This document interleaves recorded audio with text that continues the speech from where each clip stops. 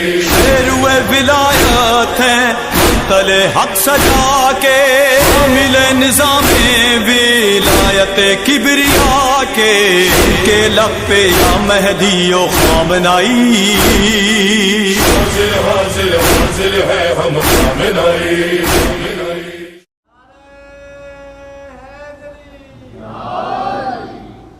ولایت اس قدر مہم ہے.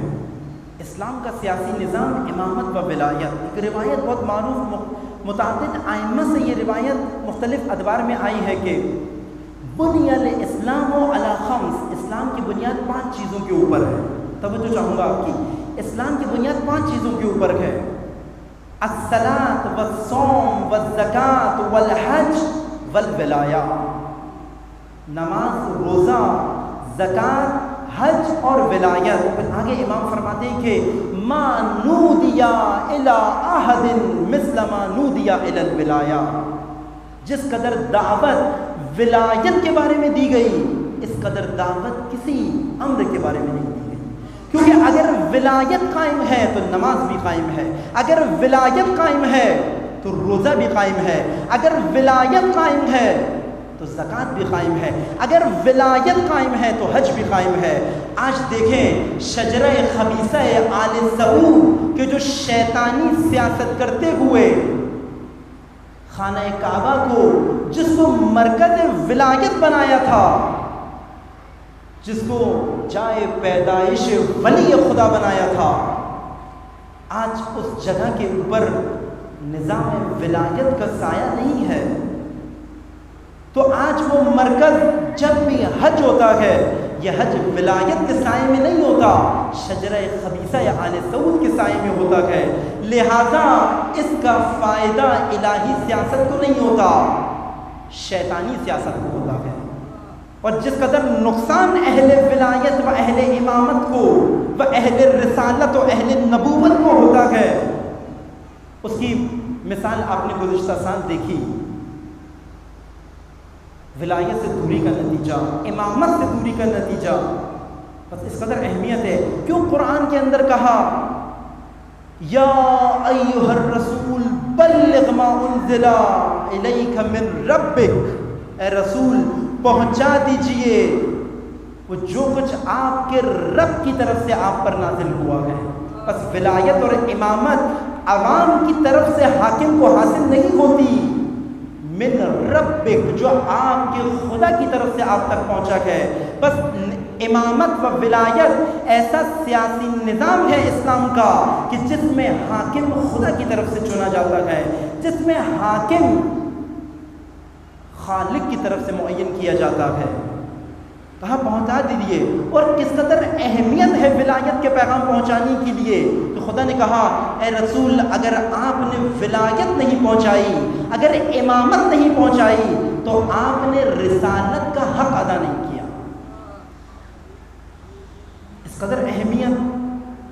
اس طرح کا کلام نبی اکرم کی پوری زندگی میں خداوند متعال نے کبھی بھی نبی اکرم کو اس قدر شدید الفاظ کے ساتھ نبی اکرم کو متوجہ نہیں کیا کہ اگر ولایت کا حق ادا نہیں ہوا، اگر یعنی اس معنی میں کہا کہ وہ دین جو آپ نے لوگوں تک پہنچا تو دیا ہے، لیکن وہ دین اگر لوگوں میں نافذ نہیں کیا، اگر حکومت ولایت اور امامت کی نہیں ہوئی تو اس رسالت دین کے پہنچانے کا بھی کوئی فائدہ نہیں ہوا. یہ اہمیت ہے امامت کی. بس دین اسلام میں ایک سیاسی نظام ولایت اور امامت ہے. بس نبی اکرم اپنے بعد امت کو اپنے حال پہ چھوڑ کے نہیں گئے، بلکہ امامت اور ولایت کے حال سپرد کر کے گئے. اپنی زندگیوں کو امامت اور ولایت سے جوڑ کر رکھنا. اسی طرح یہ سلسلہ ائمہ معصومین میں جاری و ساری رہا. کچھ افراد نے اس امامت و ولایت کو قبول کیا، کچھ افراد نے قبول نہیں کیا.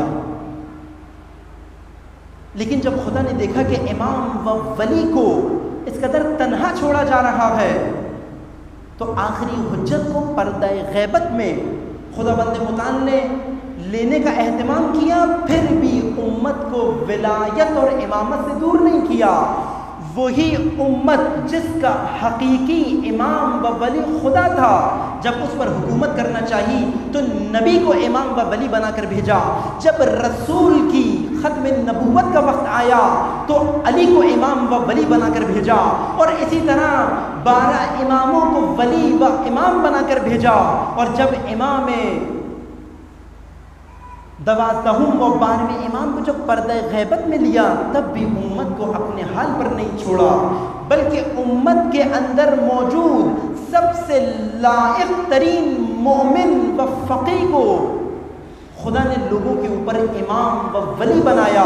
بس ولایت خدا سے ولایت نبی تک آئے، ولایت نبی سے ولایت علی تک آئے، اور پردہ غیبت میں جانے والے امام نے ولایت ائمہ سے لوگوں کو ولایت فقیہ کی طرف متوجہ کیا، کیونکہ اگر امامت و ولایت سے دور زندگی گزارو گے تو تمہارے پاس سے رکن ولایت چلا جائے گا، اور اسلام کی بنیاد ولایت اور امامت پر ہے۔ حاضر حاضر ہے ہم یا مہدی، حاضر حاضر ہے ہم کاملائی، لبیک یا مہدی، لبیک یا مہدی، لبیک خامنائی۔